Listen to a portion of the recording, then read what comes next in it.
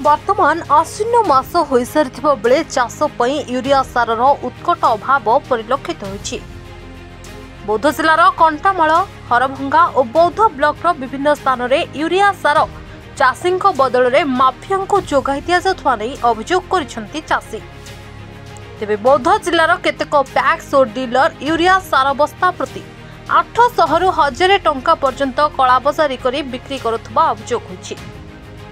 बौद्ध जिलार प्राय समस्त पैक्स रे चाषी यूरिया बस्ताए पई नाही नथिबा असुविधार सम्मुखीन होथबा बेले शनिवार संध्यारे खुंटबंध पैक्स रे सार जोगाइबारे कृषि और समवाय विभाग फेल मारिथिबा अभियोग करी अंचलर हजार हजार चाषी 57 नंबर जातीय राजपथ को दीर्घ समय धरी अवरोध करथिले।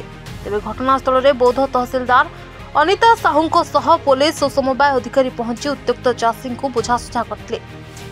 तेबे ही रास्ता रोक समय रे केतोटी एम्बुलेंस दीर्घ समय धरी फसी रहितबा देखिबा को मिलथिला। फुटबल पंचायत हमारा फुटबल सोसाई चाषी भाई सार लाइट दाबी कहनी सर कादर धरिकी आज किसी सारा बस्ता लगे आसिक नहीं सब नहीं खाई पाई रही तो बोले दुथर आई आर नहीं आसी सोसाइटी आज्ञा ये सार दि जाऊ ना जेतिक सार आने 50 लोक पाइबे 500 गुप्त कारबार गुप्त कारबार लोक